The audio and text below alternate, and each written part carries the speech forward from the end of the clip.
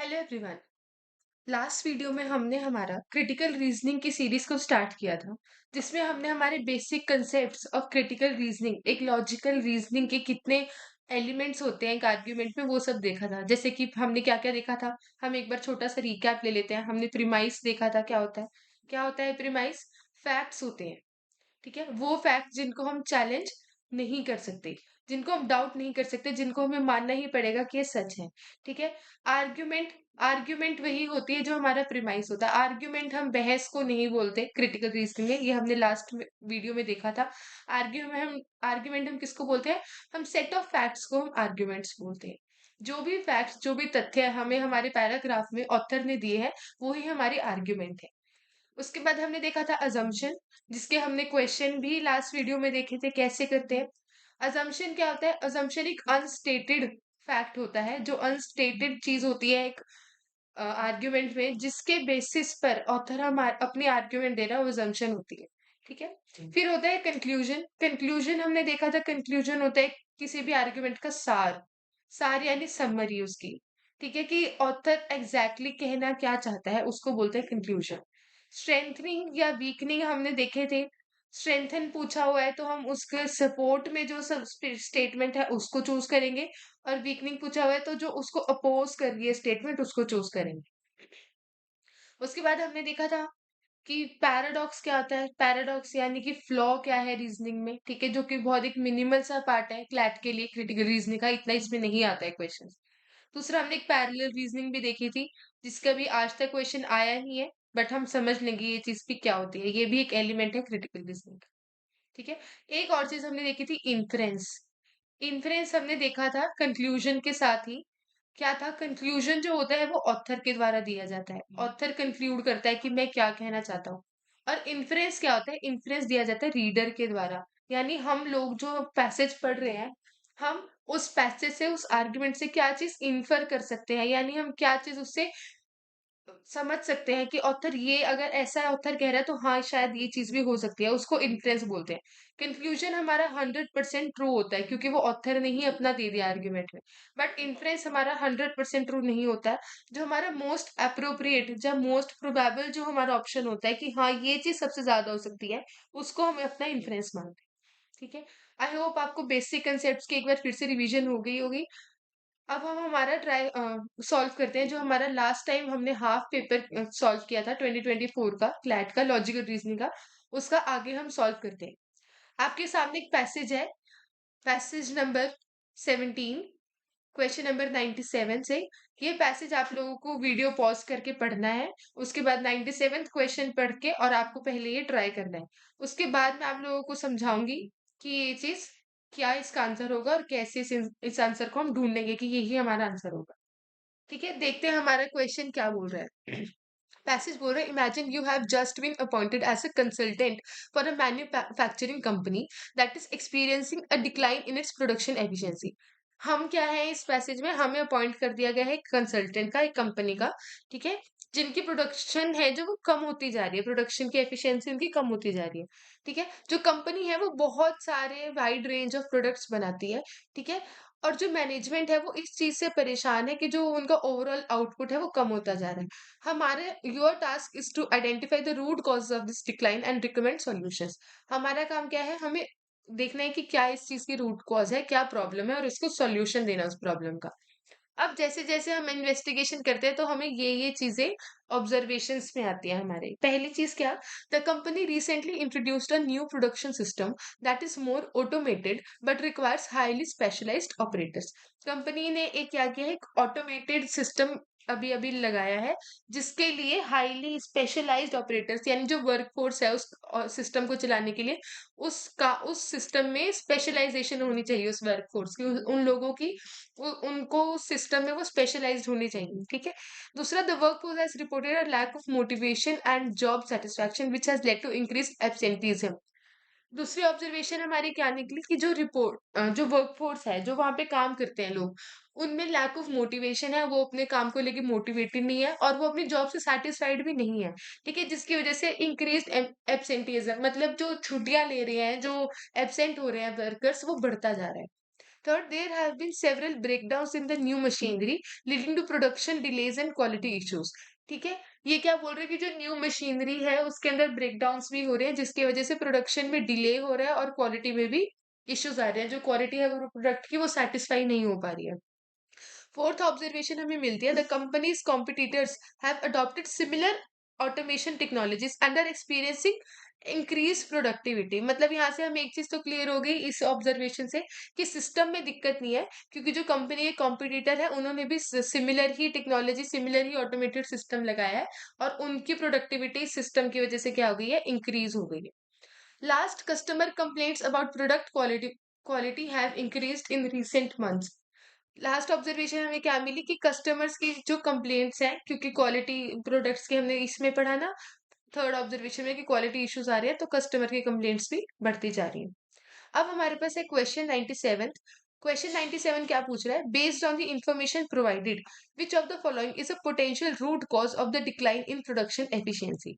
मतलब जितनी हमें इंफॉर्मेशन दी गई है उसके हिसाब से आपको, हमें तो देखो 5 ऑब्जर्वेशंस दी गई हैं, बट हमसे क्वेश्चन क्या पूछा है, आपके हिसाब से पोटेंशियल रूट कॉज क्या है। मतलब पोटेंशियल मतलब जो बेसिक है, जो मेन रूट कॉज है, कि सबसे बड़ा प्रॉब्लम, सबसे बड़ी प्रॉब्लम क्या है जिसकी वजह से प्रोडक्शन एफिशिएंसी में क्या हो रहा है, डिक्लाइन हो रहा है।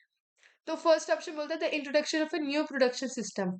ये हमारा आंसर नहीं हो सकता। कैसे नहीं हो सकता ये हमारा आंसर, क्योंकि ये वाला पढ़ो, द फोर्थ ऑब्जर्वेशन पढ़ो, the company's competitors have adopted similar automation technology and are experiencing increase productivity. तो अगर हमारा जो सिस्टम है, प्रोडक्शन सिस्टम है, ऑटोमेटेड सिस्टम, उसमें दिक्कत होती है तो कॉम्पिटिटर्स को भी एफिशिएंसी में डिले होता, उनको भी एफिशिएंसी में इश्यूज आते। ठीक है, बट उनको क्या है, इस सिस्टम की वजह से इंक्रीज प्रोडक्टिविटी उनके पास एक्सपीरियंस हो रही है, तो इसलिए हमारा सिस्टम में तो दिक्कत नहीं है, तो ये तो हमारा पोटेंशियल रूट कॉज नहीं हो सकता। Second, lack of motivation and job satisfaction among the workforce. ये हमारा पोटेंशियल रूट कॉज हो सकता है, क्योंकि देखो सबसे पहले तो इन्होंने बोला कि नया सिस्टम आया है जिसमें क्या चाहिए, स्पेशलाइज्ड ऑपरेटर चाहिए। अब जो वर्क फोर्स है उसमें मोटिवेशन नहीं है, अपनी जॉब करके सेटिस्फेक्शन नहीं है। ठीक है, इस वजह से हम वो क्या है, एब्सेंट भी हो रहे हैं। ठीक है, थर्ड देखते हैं, इंक्रीज एब्सेंटिज्म। और डी बोल रहा है ब्रेकडाउन इन मशीनरी। देखो breakdown in machinery is not a potential root cause. D option समझा रहे हैं। कैसे, क्योंकि सिस्टम को चाहिए स्पेशलाइज्ड ऑपरेटर्स, और जो वर्कफोर्स है वो मोटिवेटेड नहीं है, वो उनके जॉब में वो अपनी स्पेशलाइज नहीं है। इस वजह से ब्रेकडाउन हो रहे हैं एक तरीके से मशीनरी में। और अगर मशीनरी की वजह से दिक्कत होती है, यहाँ पे मशीनरी की बात है, तो कॉम्पिटिटर्स को भी होती है वो दिक्कत। तो इसलिए मशीनरी में ब्रेकडाउन भी हमारा पोटेंशियल रूट कॉज नहीं है। अब सी ऑप्शन बोलते हैं इंक्रीज एब्सेंटेरिज्म, कि एब्सेंट रहते हैं वर्कफोर्स, इस वजह से ये पोटेंशियल रूट कॉज है। अब ये रूट कॉज हमारा कैसे नहीं है, क्योंकि वो एब्सेंट क्यों रहते हैं। सेकंड ऑब्जर्वेशन पढ़ो, कि वर्कफोर्स में मोटिवेशन ही नहीं है। मोटिवेशन नहीं है, जॉब सेटिस्फेक्शन नहीं है, इस वजह से वो एब्सेंट रहते हैं। अगर हमारा मतलब रूट कॉज क्या हुआ, lack of motivation, job satisfaction हमारा रूट कॉज हुआ, उसकी वजह से वो एब्सेंट रहता है, ये तो उसका कंसिक्वेंस है। अगर आप मोटिवेटेड वर्कफोर्स ले आओ या इन्हीं वर्कफोर्स को आप जॉब सेटिस्फेक्शन प्रोवाइड कर दो, तो आपकी एब्सेंटिज्म खत्म हो जाएगी, वर्कफोर्स प्रेजेंट रहने लग जाएगी। तो हमारा करेक्ट आंसर क्या होगा, हमारा करेक्ट आंसर होगा ऑप्शन बी। आई होप ये क्वेश्चन, ये आपको कैसे हमारा क्वेश्चन का आंसर हमने कैसे निकाला, ये चीज आपको भी क्लियर हो गई। ठीक है, आगे देखते हैं। Question number 98। क्वेश्चन नंबर 98 हमें क्या बोल रहा है, what makes the introduction of the new production system a potential contributing factor to the decline in efficiency. क्या पूछ रहा है ये, कि न्यू प्रोडक्शन सिस्टम लगाया जो कि पोटेंशियल कंट्रीब्यूटिंग फैक्टर है, बट किस चीज में, डिक्लाइन इन एफिशिएंसी में। कि हम कोई भी नई चीज, हम कोई भी नया सिस्टम, ऑटोमेशन वाला सिस्टम क्यों लाते हैं, ताकि हमारा काम कम हो, हमारी प्रोडक्ट की एफिशिएंसी, हमारी किसी भी काम की एफिशिएंसी बढ़े। बट ये सिस्टम हमारा कंट्रीब्यूट कर रहा है किसमें, डिक्लाइन में, उल्टा हो रहा है ये। ठीक है, तो क्या वो हमसे क्वेश्चन क्या पूछ रहे हैं, कि व्हाट मेक्स, कि इस चीज का रीजन क्या है। अब फर्स्ट ऑप्शन हमें बोलता है the system is highly automated, कि वो सिस्टम ऑटोमेटेड है, इस वजह से वो कंट्रीब्यूट, इस वजह से डिक्लाइन हो रहा है हमारे प्रोडक्ट एफिशिएंसी में। सबसे गलत ऑप्शन। अगर कोई चीज ऑटोमेटेड है, ठीक है, तो उसकी वजह से तो प्रोडक्शन बढ़नी चाहिए। ठीक है, और दूसरी चीज, अगर ऑटोमेशन की वजह से दिक्कत आती है, तो कॉम्पिटिटर्स ने भी तो ऑटोमेशन टेक्नोलॉजीज लगाई है सिमिलर ही, तो उनकी प्रोडक्शन एफिशिएंसी कैसे बढ़ रही है? तो ऑप्शन ही नहीं हो सकता। B, it requires specialised operators. ये ही, जब देखो सिस्टम क्या है, सिस्टम अच्छा है, बट पहली ऑब्जर्वेशन में हमें क्या पता चल गया कि सिस्टम हमारा न्यू आया, बट उसके लिए हमें क्या चाहिए, स्पेशलाइज्ड ऑपरेटर्स चाहिए। इसीलिए, और जो हमारी वर्कफोर्स है उसमें मोटिवेशन है, वो स्पेशलाइज नहीं है, इस वजह से वो एब्सेंट है। ये सारे उसके कंसीक्वेंस है। सिस्टम आया, ठीक है, सिस्टम में चाहिए स्पेशलाइज्ड ऑपरेटर्स, ये है मेन हमारा रूट कॉज कि वर्कफोर्स हमारी स्पेशलाइज नहीं है। स्पेशलाइज नहीं है इस वजह से उनमें मोटिवेशन नहीं है, मोटिवेशन नहीं है इस वजह से वो एब्सेंट रहते हैं, एब्सेंट रहते हैं, उनको स्पेशलाइज नहीं है वो, इस वजह से वो मशीन को सही से यूज नहीं कर पाते, इसलिए उस मशीन में ब्रेक डाउन होते हैं, इस वजह से क्वालिटी इश्यूज होती हैं, इस वजह से कस्टमर्स की कंप्लेंट आ रही है। ये सारे हमारे स्टेप बाय स्टेप कंसिक्वेंसेस आ रहे हैं। किस वजह से आ रहे हैं कंसिक्वेंसेस? क्योंकि जो हमारी वर्कफोर्स है वो स्पेशलाइज नहीं है। ठीक है, तो हमारा मोस्ट अप्रोप्रिएट आंसर बी होना चाहिए। आगे देख लेते हैं। C, the machinery is prone to break down. गलत ऑप्शन है। कहाँ लिखा है कि machinery is prone to break down? अगर ऐसा होता तो वही सेम चीज, हमारी फोर्थ ऑब्जर्वेशन सबसे इंपॉर्टेंट है, तो कॉम्पिटिटर्स को इशू आते। ठीक है, मशीनरी ब्रेकडाउन क्यों हो रही है? इसी वजह से हो रही है क्योंकि स्पेशलाइज्ड ऑपरेटर्स थी और हमारी वर्कफोर्स स्पेशलाइज नहीं है। Competitors have adopted similar technologies. ये तो बहुत ही अनरिलेटेड है। कॉम्पिटिटर्स ने सिमिलर टेक्नोलॉजी लगाई है, तो इससे हमारी प्रोडक्शन कैसे डिक्लाइन हो सकती है? ठीक है, वो तो उनके ऊपर फर्क पड़ेगा ना। तो हमारा करेक्ट आंसर क्या होगा? बी होगा। आई होप ये क्वेश्चन आप लोगों को क्लियर है। अगर कोई भी डाउट है तो एक बार फिर से एक्सप्लेनेशन सुनना, एक बार फिर से पैसेज को पढ़ना, खुद ट्राई करना, तो जरूर आंसर समझ आ जाएगा। ठीक है, नेक्स्ट देखते हैं question 99। What is a critical difference between the companies situation and that of its competitors? सबसे बड़ा क्रिटिकल डिफरेंस क्या है? हमें पता है कॉम्पिटिटर्स की प्रोडक्शन इंक्रीज हो रही है और हमारी जो कंपनी है उसकी प्रोडक्शन क्या हो रही है? डिक्रीज हो रही है। ठीक है, तो क्रिटिकल डिफरेंस किस चीज में डिफरेंस आ रहा है? एक ही पॉइंट के आसपास हमारा ये पूरा पैसेज, जितने क्वेश्चंस घूम रहे हैं, क्या कि हमें स्पेशलाइज्ड वर्कफोर्स चाहिए और उसी वजह से हमारे सारे पक्के हो रहे हैं। ठीक है, तो क्रिटिकल डिफरेंस क्या आएगा? तो ए ऑप्शन बोल रहा है, both the company and it's competitors have introduce new production system. ठीक है, दोनों ने ये तो एक तरह से सिमिलैरिटी होगी ना, डिफरेंस तो नहीं हुआ, दोनों ने ही क्या किया, न्यू लगाया है, ये हमारा कोई डिफरेंस नहीं है। B, the competitors have experienced increased customer complaints. गलत है ये।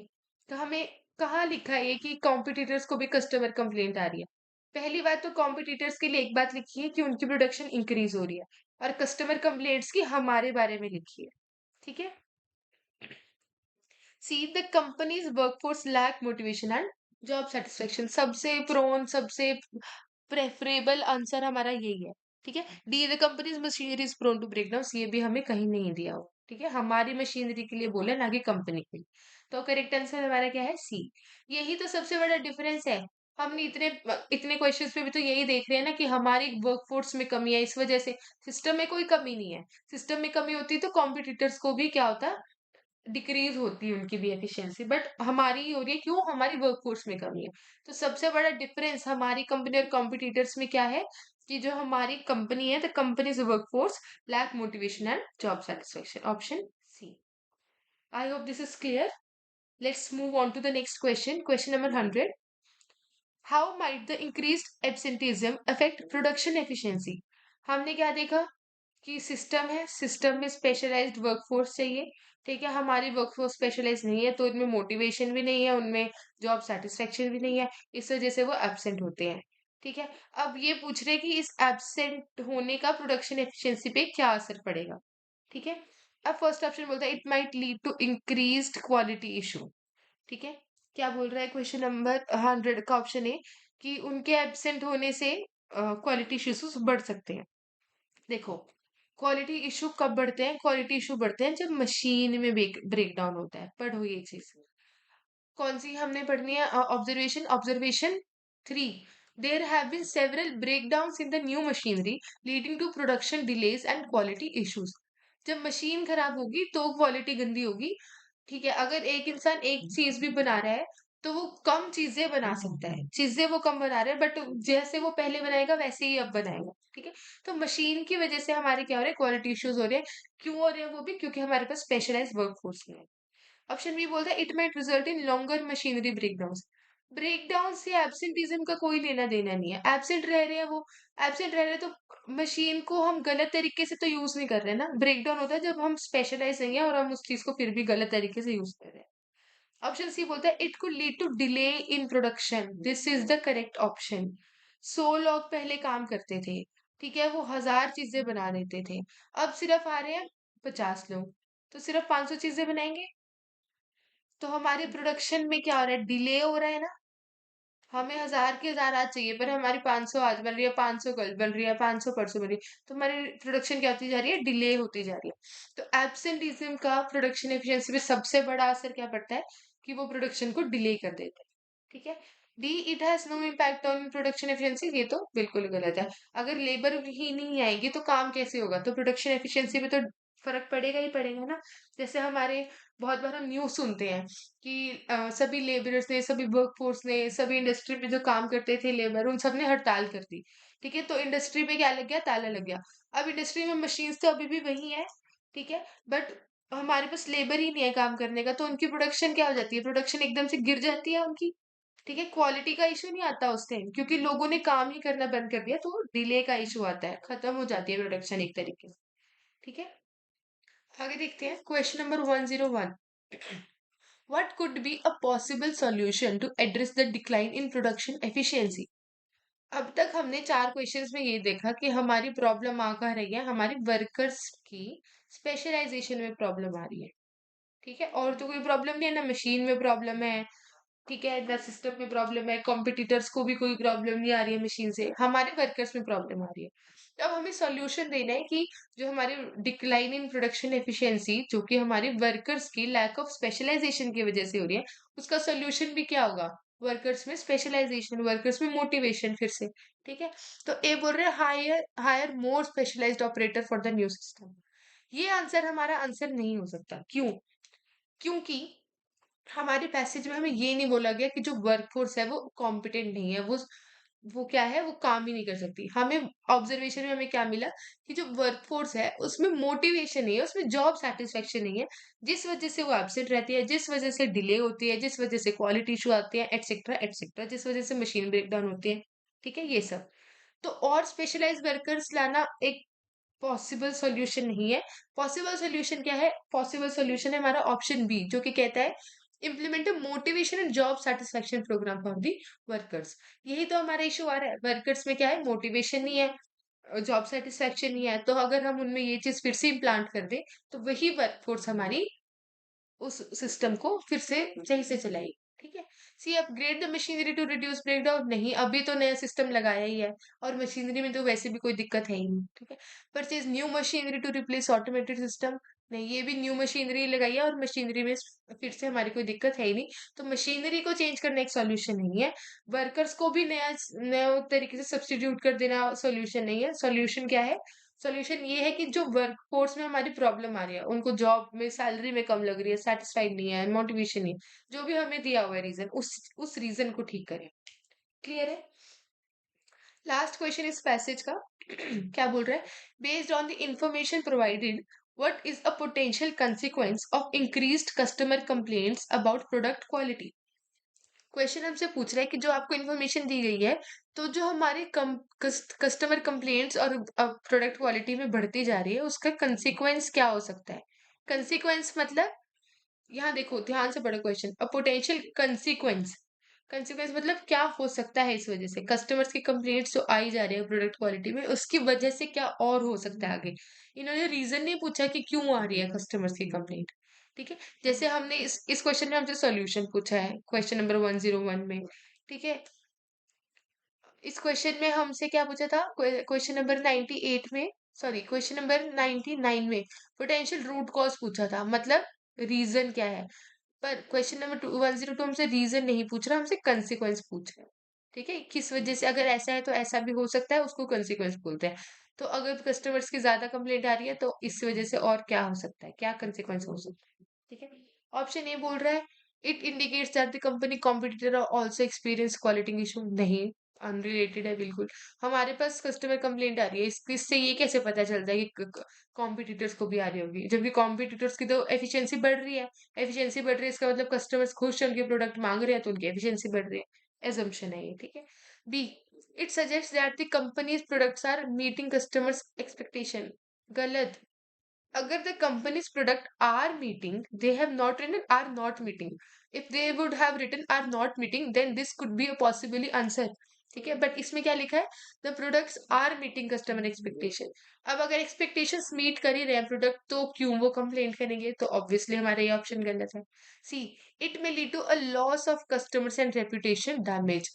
अब अगर किसी कंपनी की हम बार बार रिव्यूज पढ़े कि बहुत बुरे प्रोडक्ट्स हैं, क्वालिटी इश्यूज आते हैं, जैसे हम ऑनलाइन शॉपिंग करते हैं, हम सबसे पहले रिव्यूज पढ़ते हैं।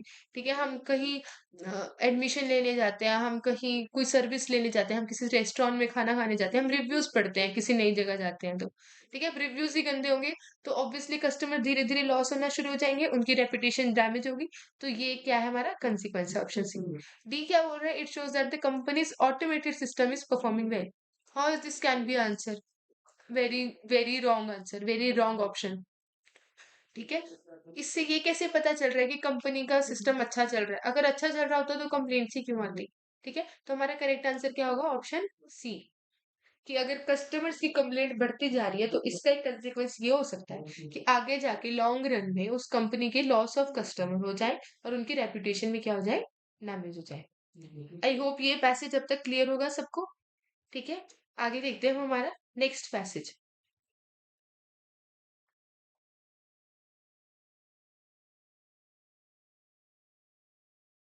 हाँ जी, थोड़ा बड़ा पैसेज है नेक्स्ट वाला, तो ध्यान से पढ़ना और फिर ध्यान से क्वेश्चंस अटेम्प्ट करना।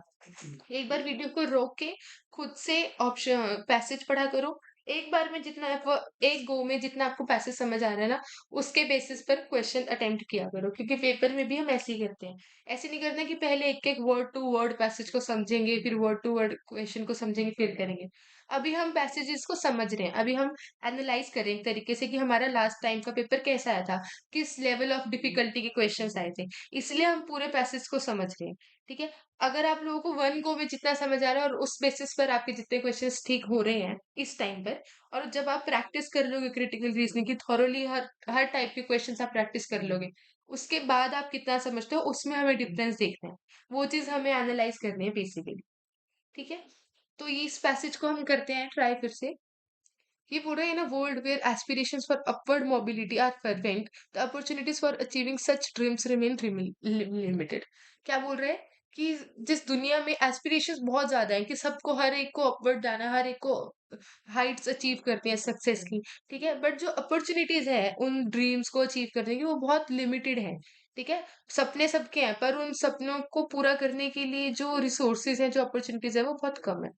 सेकेंड लाइन में बोल रहा है, when one generation falls short, the the mantle of ambition passes to the next. जब, जैसे हम क्या बोल रहे हैं, जैसे पेरेंट्स का सपना था, ठीक है, कि हम डॉक्टर बनेंगे, ठीक है, कि फादर का या मदर का वो नहीं बन पाए, तो वो अपने ड्रीम्स किस पे पास कर देते हैं? अपने बच्चों पे पास कर देते हैं कि हमारा सपना था, हम तो कर नहीं पाए, तुम कर पाओगे। तो एक जनरेशन से दूसरी जनरेशन क्या हो जाते हैं, ये ड्रीम्स का जो प्रेशर है, ये जो एम्बिशंस का प्रेशर है, ये पास होता रहता है, embedding within it a heavy burden of responsibility, जिस जिस वजह से नेक्स्ट जनरेशन पर एक बहुत बड़ा बर्डन आ जाता है, एक बहुत बड़ी रिस्पॉन्सिबिलिटी आ जाती है। Failing to meet this expectation can lead to profound sorrow and in the direst cases even to suicide. जब जो हमारी एक्सपेक्टेशंस है, हाईली एक्सपेक्टेशन जो रखी जाती है जनरेशन से, उनको जब नहीं मीट कर पाते बच्चे, जब वो जनरेशन, वो एस्पिरेंट्स उस चीज को नहीं, सक्सेस को हासिल कर पाते, तो प्रोफाउंड सोरो, बहुत ज्यादा वो दुखी या डिप्रेशन में चले जाते हैं। सॉरी। या फिर बहुत रेयर केसेस में, या फिर बहुत बुरे केसेस में क्या होता है, सुसाइड भी कर लेते हैं। It's in this landscape that coaching institute assume a significant role, cultivating an sorry cultivating an atmosphere of uncertainty among students and parents। अब वो बोल रहे हैं कि ये सब तो होता ही है, एक जनरेशन पे दूसरे बर्डन तो आता ही है, बट इसके साथ साथ क्या होता है, जो कोचिंग इंस्टीट्यूट्स हैं वो इस चीज में और मतलब जिसे बोलते हैं ना आग में घी डालने वाला काम वो और कर देते हैं। वो क्या करते हैं, cultivating N atmosphere of uncertainty among students and parents, uncertainty का कि डाउट डाउट में ले आते हैं पेरेंट्स को भी स्टूडेंट्स को भी कि पता नहीं तुम्हारा होगा नहीं होगा क्लियर ऐसे। A stark disparity emerges between preparation for board examination and competitive test. वो क्या करते हैं कॉम्पिटिटिव कोचिंग सेंटर्स क्या बोलते हैं आपको कि स्कूल वाला तो कोई मायने नहीं रखता, कोचिंग एग्जाम के लिए तो आपको अलग से पढ़ना पड़ेगा। तो जो बर्डन होता है और जो डिफरेंस होता है बोर्ड एग्जामिनेशंस के लिए, अब वो भी इम्पोर्टेंट है और जो कॉम्पिटिटिव टेस्ट के लिए वो भी इम्पोर्टेंट है, बहुत डिफरेंट हो जाता है। ठीक है, डिस्पेरेंसी हो जाती है कि किस चीज को बेटर हम पढ़े और किस में क्या पढ़े etcetera. Amplifying the inequalities that plague the education system. ये चीजें क्या करती है, उन इक्वालिटीज को जो एजुकेशन सिस्टम में आ रखे हैं उनको और एम्पलीफाई और बढ़ा देती है उनका magnitude. The coaching industry's massive marketing campaigns further exaggerate the situation, with some strategies veering into ethical gray areas. जो कोचिंग इंडस्ट्री की जो बहुत ज्यादा मार्केटिंग कैंपेन्स होते हैं, ठीक है, वो शुरू कर देते हैं कि 9th से ही बच्चे को पढ़ाना कर दो, सेकंड से ही बच्चे को पढ़ाना कर दो, अभी से जिस स्ट्रीम में डाला है अभी से उसकी पढ़ाई कर दो उस एग्जाम की। ठीक है, वो ये जो मार्केटिंग कैंपेन्स होती है ना इस सिचुएशन को और ज्यादा खराब कर देती हैं। और कुछ स्ट्रैटेजीज तो उनकी ऐसी होती हैं जो एथिकल ग्रे एरियाज, ऐसे एरियाज मतलब ऐसी चीजें जिनको हम नहीं बता सकते कि एथिकली ठीक है या नहीं है, इन चीजों में वो चले जाते हैं। उनकी कुछ स्ट्रैटेजीज ऐसी होती हैं। ठीक है, जैसे आप लोगों ने न्यूज़ सुनी होगी, किसी कोचिंग एकेडमी ने निकाला था न्यूज़पेपर में कि हमारे स्टूडेंट के जो हमारे मिनिमल मार्क्स होते हैं, ठीक है, नीट में था शायद वो, कि उससे कम आए तो हमने स्टूडेंट को ही अपनी उससे निकाल दिया कोचिंग इंस्टीट्यूट से, तो हम सिर्फ उन्हीं बच्चों को रखते हैं जो पढ़ने वाले होते हैं।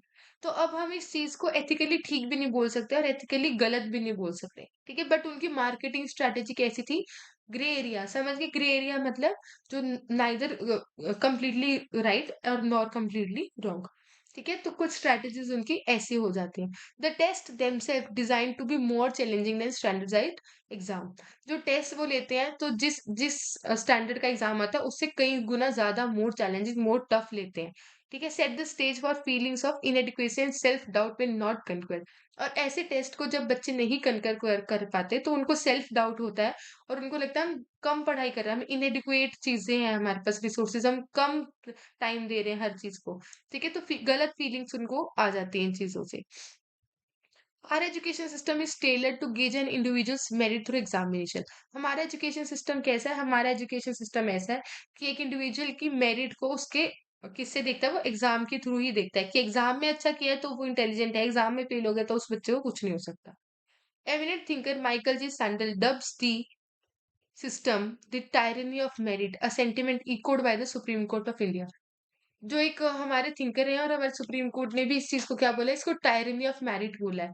मतलब कि इस मेरिट की वजह से ही मेरिट ने क्या किया हुआ है, जैसे टायरनी हम किस चीज को बोलते हैं कि एक ही चीज जब बहुत बड़े सर्कल के ऊपर अपना दबदबा बना लेती है, तो ये जो पूरे एजुकेशन सिस्टम में मेरिट ने ही अपना दबदबा बनाया हुआ है कि सिर्फ मार्क्स जो आपके आ गए एग्जामिनेशन में वो ही आपका क्या है, अ, एक तरह से वो आपका स्कोर बोर्ड है, एक तरह से वो आपका स्केल है, उसी से आप मेजर हो सकते हो, अदरवाइज आपको कोई नहीं, कोई और मार्कर नहीं है हमारे पास जिससे हम पता कर सके, कोई और स्केल नहीं है जिससे पता कर सके कि बच्चे में कितना टैलेंट है। Avoiding the OBC reservation judgment, the court called for a deeper evaluation of the idea of merit. Court ने बोला आइडिया ऑफ मेरिट को चेंज करना चाहिए, हाईलाइटिंग इट्स नुआंस्ड नेचर, उसके नेचर को देखते हुए। Merit as a concept remains shrouded in misunderstanding and often goes unexamined with the school curriculum।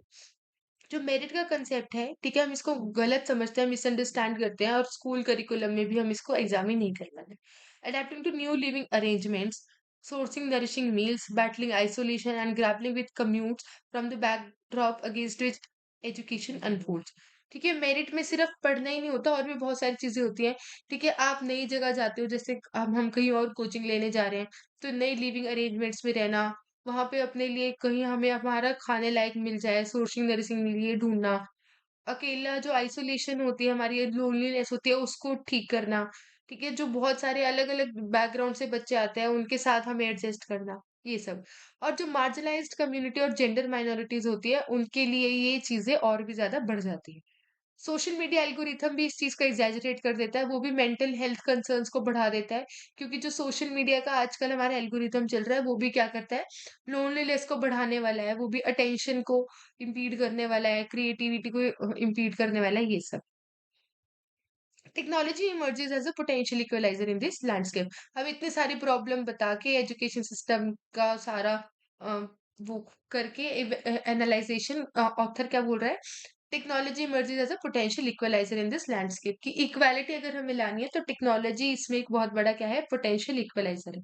Online platform now offer preparation opportunities from the comfort of one's home. Online कहते हैं, online platforms आ गए हैं अब, online coachings आ गई है, resources आ गए हैं, जिसमें जो बच्चे हैं, जो एस्पिरेंट्स हैं, वो अपने घर के कंफर्ट से ही क्या कर सकते हैं, प्रिपेयर कर सकते हैं। गवर्नमेंट क्यूरेटेड और market driven content should usher in a new era of accessibility. Usher in का मतलब होता है चेंज लाना। ठीक है, तो वो बोल रहे हैं कि गवर्नमेंट को या फिर मार्केट ड्राइवन कंटेंट को एक चेंज लाना चाहिए in the era of accessibility. मतलब ऑथर क्या बोल रहे हैं कि एक न्यू एरा ऑफ एक्सेसिबिलिटी है, मतलब हर किसी के पास क्या है, ऑनलाइन रिसोर्सेज है, इंटरनेट है, नेटवर्क कनेक्शन है, उसके पास मोबाइल्स है, लैपटॉप्स है, ऑलमोस्ट। ऑथर की हम बात करें, ये हमारे फैक्ट है, हम इसको चैलेंज नहीं कर सकते। वो क्या बोल रहे हैं, एरा ऑफ एक्सेसिबिलिटी है ये, कि हर किसी के हर internet is very accessible in today's world. तो इस चीज में गवर्नमेंट को एक चेंज लाना चाहिए, या मार्केट फोर्सेस को एक चेंज लाना चाहिए। ठीक है, ये हमारा कहाँ से एक्सट्रैक्ट था, पेपर में कहाँ से आया था, इंडियन एक्सप्रेस से आया था। Kota suicides coaching institutes manufacturing insecurity moving beyond the tyranny of merit might help. इस जो ये हमारा जो एडिटोरियल आया था द इंडियन एक्सप्रेस में 2 सितंबर 2023 को, उससे ये चीज एक्सट्रैक्ट की गई। ठीक है, अब क्वेश्चन नंबर 103 हमसे क्या पूछ रहा है, as per the author which one of the following is not likely leading to suicide among the students. ठीक है, इन सब में से स्टूडेंट्स के सुसाइड करने का क्या कारण नहीं हो सकता। ठीक है, ऑप्शन ये बोल रहा है incorrect marketing strategies bye the coaching institute. देखो, इनकरेक्ट है मार्केटिंग स्ट्रेटेजीज या नहीं, ये हमें नहीं पता। ऑथर ने क्या बोला है, ऑथर ने ये बोला है, ये फर्स्ट सेकंड थर्ड, हाँ जी, फोर्थ लाइन से पढ़ो। It's in this landscape that coaching institute assume a significant role cultivating an atmosphere of uncertainty among students and parents. A stark disparity emerges between their preparation for amplifying the coaching institute's massive marketing campaigns। ठीक है, marketing campaign उनके क्या है, बहुत बड़े हैं, but incorrect नहीं है, हम नहीं कह सकते ये चीज। ठीक है, B option burdening of ambitions by one generation to another, ये तो हमारा फर्स्ट लाइन में हमें बता दिया था, पढ़ लो। ठीक है, कि when one generation fall short the mental to ambition passes to next, जिसकी वजह से हैवी बर्डन हो जाता है, और इन बर्डन को ना मीट करने की वजह से दैट इज केसेस में क्या हो सकता है, सुसाइड भी हो सकता है। तो ये ऑप्शन तो हमारा दिया हुआ है पैसेज में। C creation of hostile environment by the coaching institute, ये भी हमारा क्या है, यहाँ से यहाँ तक, जहां तक कोचिंग इंस्टीट्यूट की बात स्टार्ट हुई है, तो लास्ट तक यही बताया कि कोचिंग इंस्टीट्यूट कैसे स्टैंडर्ड से ज्यादा मुश्किल टेस्ट लेती है, कैसे उन बच्चों को डाउट में ले आती है। तो हॉस्टल क्या होता है, एक तरीके से अनफेयर या फिर कह लो कि अनफैमिलियर सा जो एक एनवायरनमेंट बना देते हैं कोचिंग इंस्टीट्यूट, उसकी वजह से भी ये चीजें होती हैं। Living in a surrounding with different background and culture, ये चीज भी हमने लास्ट में पढ़ी कि मेरिट सिर्फ पढ़ाई लिखाई से ही नहीं हम जज कर सकते, मेरिट और भी बहुत सारी चीजें हैं, जैसे कि एक लिविंग एनवायरनमेंट ढूंढना, खाने को ढूंढना अपने लिए, दूसरे बैकग्राउंड के साथ एडजस्ट करना, ये सारी चीजें बढ़ा देती है। हमने यहाँ पढ़ा ना, एम्पलीफाई, एम्पलीफाई द हर्डल्स, ये हर्डल्स हैं हमारे यहाँ से यहाँ तक, इनको एम्पलीफाई कर देती है, मतलब ये भी हमारे अ, क्या है, पोटेंशियल रीजन है कि जिस वजह से स्टूडेंट सुसाइड करते हैं। But coaching institute incorrect marketing करती है, ये कहीं पर भी हमें नहीं दिखा। ठीक है, उन्होंने बोला मैसिव करती है, मतलब हद से ज्यादा करती है, कि जिस वजह से पेरेंट्स और स्टूडेंट एक डिस्पेरेंसी, एक डाउट में आ जाते हैं। तो करेक्ट आंसर होगा हमारा ए। देखो, जिन क्वेश्चंस में हमारा ए आंसर होता है ना, ठीक है, तो वो क्वेश्चंस हमारे एक तरीके से समझ लो बहुत थोड़े टेक्निकल होते हैं। क्यों? क्योंकि हमारा जो माइंडसेट होता है वो कैसा होता है, हमारा ह्यूमन साइकोलॉजी है, कि हम ए ऑप्शन को पढ़ के कहते हैं कि नहीं, ये तो नहीं हो सकता, आगे देखते हैं। तो हम बीसीडी में ही ज्यादा अपना ध्यान लगाते हैं। ठीक है, बट हमें क्या करना है, हमें एलिमिनेशन प्रोसेस से करना है। अभी तक हमने जितने भी क्वेश्चंस डिस्कस किया, आप लोगों ने देखा होगा, जब हमें करेक्ट आंसर मिल भी जाता है, जैसे बी सपोज करो हमें मिल गया कि हाँ यार ये हो सकता है, फिर भी हम सी और डी को पढ़ते हैं और हम ये समझते हैं कि ये क्यों नहीं हो सकते। ए क्यों नहीं हो सकता? फिर हम लास्ट में हमारा आंसर टिक करते हैं कि अब हम श्योर है कि अब यही होगा। ठीक है? अदरवाइज़ ऐसे होता है कि हाँ, ये भी हो सकता है, नेक्स्ट पढ़ा हाँ, ये भी हो सकता है। फिर हम दोनों में कंपेयर करते हैं कि कुछ तो इसमें गलत, कुछ तो इसमें गलत निकले। ठीक है? तो कभी भी ऐसे कभी भी हमने क्वेश्चन करना है तो हमें 4 ऑप्शन ही पढ़ने हैं, फिर हमें एलिमिनेट करना है कि हाँ, ये तो नहीं हो सकता, ये तो दिया हुआ है, ये भी नहीं हो सकता, ये भी नहीं हो सकता। बचा ये, फिर हमें देखना है कि इसमें क्या गलत है। पेपर में नहीं मैं बोल रही कितना इवैल्यूएट करो, बट जितनी आप लोग प्रैक्टिस करोगे, प्रैक्टिस में आपको यही चीज़ एनालाइज़ करनी है। ठीक है? तो हमें इनकरेक्ट कहीं नहीं बोला हो तो हमें ए ऑप्शन मिलेगा। Next question number 104, which of the following is not true regarding the education system as per the opinion of the author? Education system के रिगार्डिंग क्या इसमें से गलत है? Option A is primarily based on the merit of the students, बिल्कुल ठीक है, यही ऑथर ने बोला यहाँ पे। ठीक है? आइडिया ऑफ मेरिट की बात हो रही है, टायरनी ऑफ मेरिट बोल दिया हम। Our education system is tailored to gauge an individual's merit through examination. ठीक है? B merit of students is not the determining factor, ये तो हमारे एजुकेशन सिस्टम में है ही नहीं। देखो फर्स्ट हमने बोला मेरिट के ऊपर बेस होता है, बी ऑप्शन बोला merit of the students not determine. Merit is actually the determining factor of our Indian education system. ठीक है, तो ये हमारा गलत हो गया रिगार्डिंग द एजुकेशन सिस्टम। ठीक है? C examination plays a pivotal role in education system, बिल्कुल ठीक है। ठीक है? एजुकेशन सिस्टम की बात कर रहे हैं हम, याद रखना कि ऑथर ने एजुकेशन सिस्टम के बारे में क्या-क्या कहा है। तो हमारा एजुकेशन सिस्टम ऐसा ही है according to the argument given in the passage कि एग्जामिनेशन क्या है? एक सबसे बड़ा रोल प्ले करता है। D an individual's merit can not be identified without examination, ये भी ठीक है। ऑथर ने क्या बोला? An individual's merit through examination, कि एक इंडिविजुअल के कितने उसमें इंटेलिजेंस है, कितने उसमें इंटेलेक्ट है, ये हम एग्जामिनेशन से ही देखते हैं। तो ये तो इसके अपोजिट है, तो ये भी नहीं हो सकता। तो ऑप्शन हमारा क्या हुआ? बी हुआ। ये चीज हमारे एजुकेशन सिस्टम में नहीं है, बाकी तीनों है। Next question number 105, which of the following strengthen the argument regarding the idea of merit as per the above mentioned passage? जो आइडिया ऑफ मेरिट है उसको और स्ट्रेंथन क्या करेगा? ठीक है? क्वेश्चन नंबर 105 का ऑप्शन ए पढ़ते हैं, true merit is multifaceted and extend beyond performance in a single competitive examination. देखो आइडिया ऑफ मेरिट टर्म हमारी कहाँ पे आई? यहाँ पे सुप्रीम कोर्ट ने बोला कि इवैल्यूएट करना चाहिए आइडिया ऑफ मेरिट को। आइडिया ऑफ मेरिट मतलब, आइडिया ऑफ मेरिट से हम क्या समझ रहे हैं कि मेरिट सिर्फ एक चीज नहीं होती, सिर्फ एग्जामिनेशन से नहीं देखी जाती। पैसेज फिर से पढ़ लेना, समझ आ जाएगा। मेरिट और भी बहुत सारी चीजों पे डिपेंड करती है। अब इस चीज को ये पहला हमारा ये स्ट्रेंथन कर रहा है, ये भी क्या बोल रहा है? True merit is multi faceted. True merit के बहुत सारे फेस होते हैं, बहुत सारे तरीके होते हैं, और ये सिर्फ एक सिंगल कॉम्पिटिटिव एग्जाम की बाउंड्री से बहुत परे है मेरिट। ठीक है? मे बी कोई बहुत अच्छा आर्टिस्ट हो, बहुत अच्छा डांसर हो, वो एग्जामिनेशन, एक कॉम्पिटिटिव एग्जामिनेशन देके आप उसके टैलेंट को जज नहीं कर सकते। ठीक है? तो मेरिट इज मल्टीफेसिट, ये हमारा स्ट्रेंथन कर रहा है। आगे पढ़ लेते हैं। Pervasive inequalities can only be identify with the help of single competitive exam. ये तो हमें वीकन कर रहा है, ये हम पहले ही बोल रहे हैं इनक्वालिटी है एग्जामिनेशन की वजह से, और ये बोल रहे हैं कि इनइक्वालिटीज को एक ही, फिर भी हमें एक एग्जाम रखना चाहिए तो ही इनइक्वालिटीज क्या है आइडेंटिफाई होगी। ये गलत है, ये वीकेंड कर रहा है। True math is not multifaceted, does not extend, ये इसका अपोजिट है, ये भी गलत है। D the school education ensure the proper implementation of the idea of merit, ये अनरिलेटेड है, ये वेग ऑप्शन है, हमें स्कूल एजुकेशन की कहीं बात नहीं की गई, तो ये हमारा अनरिलेटेड ऑप्शन है। ठीक है? तो हमारा करेक्ट आंसर क्या होगा? A. Question number 106, which of the following is correct regarding the inequalities mentioned by the author? जो inequalities mention किए उनकी बेसिस पर इनमें से हमें करेक्ट बताना है। Option A, there is no difference between the preparation of board and competitive examination, ये तो गलत है। उन्होंने पहले क्या बोला? Stark differences between the board examination and competitive test, तो ये गलत है। B education system accommodates inequality, education system inequalities को खत्म कर देता है, गलत है। एजुकेशन सिस्टम इनइक्वालिटीज बढ़ी हुई है। C competitive examination lead to social equality, गलत है। इनइक्वालिटी से लीड करता है। D there are existing inequalities which are enlarged by the competitive examination, correct. पहले हमने देखा, पहले बहुत सारी इनइक्वालिटीज होती है, जैसे जेंडर इनइक्वालिटी है। ठीक है? और हमने लास्ट लाइन में यहाँ पर पढ़ा था कि मार्जिनलाइज सेक्शन है, कि इन सब की पहले से इनइक्वालिटीज है, और एक एग्जाम से वो और चीज बढ़ जाती है, तो करेक्ट आंसर होगा हमारा डी, क्योंकि हमसे करेक्ट पूछा है, करेक्ट रिगार्डिंग द इनइक्वालिटीज। ठीक है? सेकंड लास्ट क्वेश्चन देखते हैं हमारा, which of the following statement reflects the use of online platforms for education as per the author. ये बोल रहे हैं कौन सी स्टेटमेंट रिफ्लेक्ट करती है the use of online platform जिसकी ऑथर ने बात की है, ठीक है, एजुकेशन के लिए।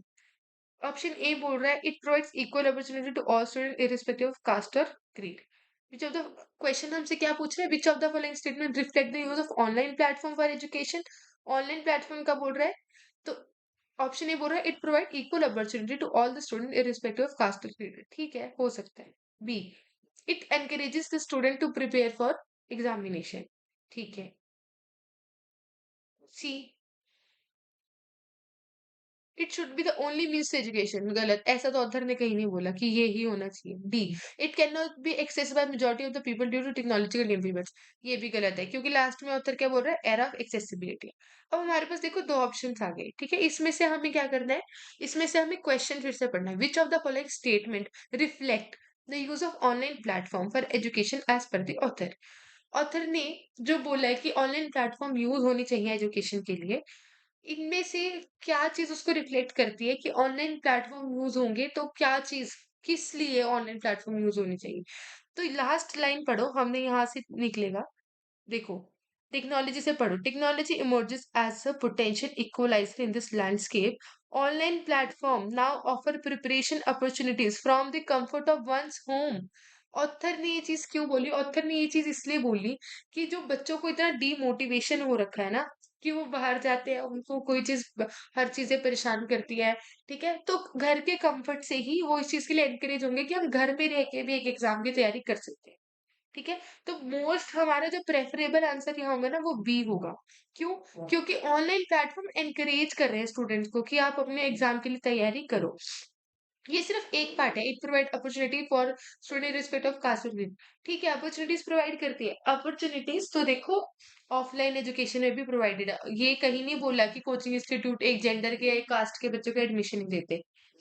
क्या बोला है यहाँ पे, ये बोला है यहाँ पे जेंडर और मार्जिनलाइज कम्युनिटीज को लेके क्या बोला है कि जो बाकी इश्यूज है ना, जैसे घर ढूंढना, खाना वाना ढूंढना, आइसोलेशन को बैटल करना, अलग अलग जो बैकग्राउंड से लोग आए उनके साथ एडजस्ट करना, ये चीजें बढ़ जाती है जेंडर माइनॉरिटीज या मार्जिनलाइज सेक्शन के लिए।